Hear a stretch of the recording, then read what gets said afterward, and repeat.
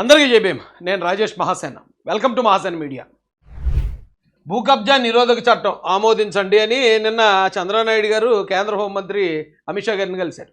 ఇది మామూలు విషయం కాదండి. చూడడానికి ఇది ఒక వార్తలాగే ఉంటుంది. కానీ ఎవడైతే వైసీపీ గవర్నమెంట్లో ఉన్నప్పుడు భూ కబ్జాలకు పాల్పడ్డారో, భూ కబ్జాలు అంటే కొంచెం డిఫరెంట్గా చేశారండి. ఎలా అంటే ఇప్పుడు మన భూమి ఉంటుంది, ఎప్పటి నుంచో ఉంటుంది, మన తాతల దగ్గర నుంచి ముత్తాతల దగ్గర నుంచి మనకు వచ్చి ఉంటుంది, మనం సాగు చేసుకుంటూ ఉంటుంటాం.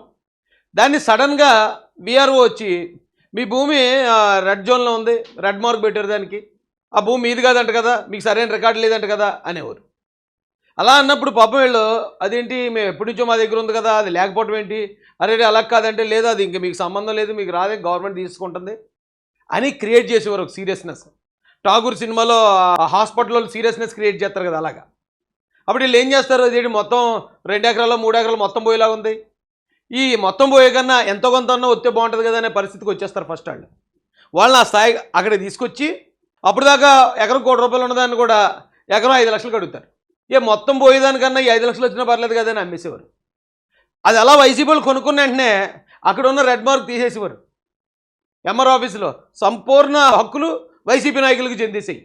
ఇది 1 ఎకరం 2 ఎకరాల విషయం కాదండి, 1000 ఎకరాల్లో కూడా జరిగింది. ఇది వాళ్ళ అంతు తేల్చడానికి చంద్రబాబు నాయుడు గారు కంకణం కట్టుకున్నారని చెప్పాలా. ఎందుకంటే ఇదేం మామూలు విషయం కాదండి. మీరు ఇక్కడ చూడండి, నాయకులు అధికారులు కుమ్మక్కై బలవంతంగా ప్రైవేటు భూములను కూడా నిషేధిత జాబితాలో చేర్చారు.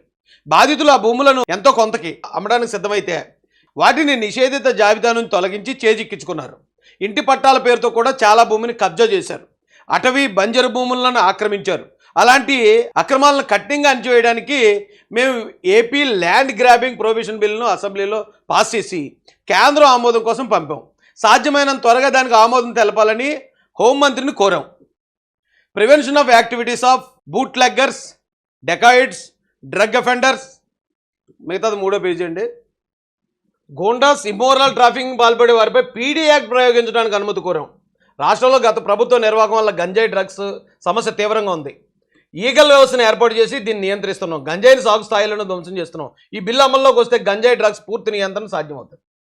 అంటే ఇప్పటిదాకా ఎవరైతే ఇలాంటి ఇప్పుడు ఎలాగా మొత్తం లేదు, లాస్ట్ టైం వాళ్ళని బెదిరించేసాం, ఏంటది నిషేధిత జాబితాలో పెట్టేస్తున్నాం అని భయపెడితే వాళ్ళు ఎంతో కొంత ఇచ్చారు. ఇప్పుడు చక్కగా మనం రిజిస్ట్రేషన్ అయిపోయింది, మన పేరుని రిజిస్టర్ అయిపోయింది, ఆ భూమి మన చేతిలో ఉందని హ్యాపీగా ఎవడైతే ఉన్నాడో కబ్జాదారుడు వాటి మీద కూడా పీడీ యాక్ట్ పడే అవకాశం ఉంది. ఈ చట్టం కనుక అమల్లోకి వస్తే అలా ఎవరెవరైతే బెదిరింపుల ద్వారా తమ భూమిని ఇష్టం లేకపోయినా అమ్మారో వాళ్ళు వచ్చి కంప్లైంట్ కానీ చేశారంటే ఆ కొన్నవాడు సంవత్సరం పాటు జైలుకి పోవడం ఖాయం. దాంతోపాటు ఎవడైతే గంజాయి వాడుతున్నాడో, డ్రగ్స్ వాడుతున్నాడో ఇలాంటి వాళ్ళు అందరి మీద కూడా పీడీ యాక్ట్ పడిపోతుంది. పీడీ యాక్ట్ పడిందంటే సంవత్సరం పాటు ఏ కోర్టు బెయిల్ ఇవ్వదు, లోపల ఉండాల్సిందే. అంటే ఈ భయంతో అన్న మన యువత ఆ గంజాయి డ్రగ్స్ మత్తులోకి వెళ్లకుండా ఉండటానికి, అలాగే ఎవరైతే భూములు కోల్పోయారో ఆ కబ్జాదారులను జైలుకు పంపించడం ద్వారా వారి భూములు వారు సొంతం చేసుకోవడానికి అవకాశం వస్తుంది. చంద్రబాబు నాయుడు గారు ఇది చాలా గొప్ప ప్రయత్నం అని చెప్పాలి.